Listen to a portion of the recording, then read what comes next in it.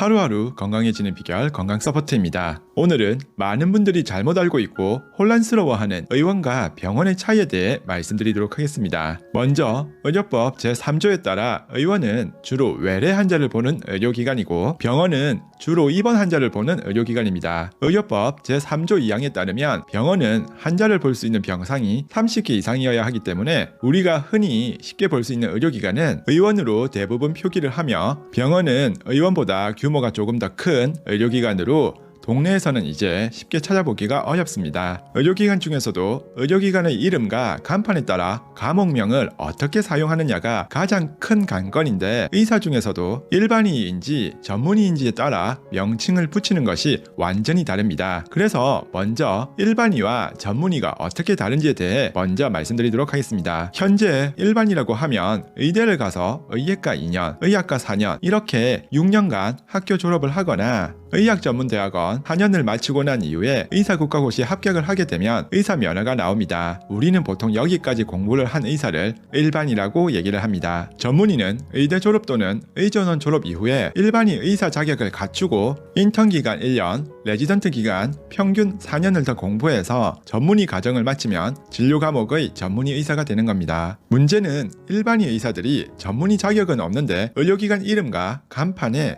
교묘하게 혼란을 준다는 겁니다. 이걸 거짓으로 표기하는 경우 위법이며 법적 처벌을 받기 때문에 거짓으로 표명하기보다는 법을 피해가는 약간의 꼼수를 쓰는 것들을 심심치 않게 볼 수 있습니다. 법적 표기 내용과 예시를 살펴보겠습니다. 일반의도 땡땡 의원으로 쓰고 뒤에 진료 과목은 피부과로 사용해도 무관합니다. 비뇨기과 전문의의 경우 땡땡 의원, 진료 과목 피부과, 땡땡 비뇨기과 의원, 땡땡 비뇨기과 의원 쓰고 자신의 전문의는 아니지만 진료 과목 피부과로 써서 같이 진료를 봐도 무방합니다. 크게 안 되는 경우 두 가지를 볼 텐데요. 비뇨기과 전문의인데 땡땡 피부과 의원, 진료 과목 비뇨기과라고 쓰면 위법입니다. 자신의 전문의는 비뇨기과인 경우이지만 안정적으로 고정된 환자층을 확보하기 어려워 이렇게 쓰게 되는 경우가 있을 수 있는데 이것은 위법입니다. 또한 일반의가 땡땡 피부과 의원이라고 쓰게 되면 위법입니다. 앞서 말씀드린 바와 같이 일반의는 의원 바로 앞에 전공 과목을 쓸 수가 없고 주로 진료하는 걸 표기하고 싶다면 땡땡 의원, 진료 과목 피부과라고 사용하여야 합니다. 일반의의 경우 땡땡 의원이라 쓰고 진료 과목 내과, 이비인후과 등 여러 개 사용해도 무방합니다. 심한 경우 간판에 이렇게 가운데 의원 글자를 아주 작게 숨기고도 있는데 완전 꼼수라고 봐야겠죠. 이런 구분이 많이 혼란스러우시면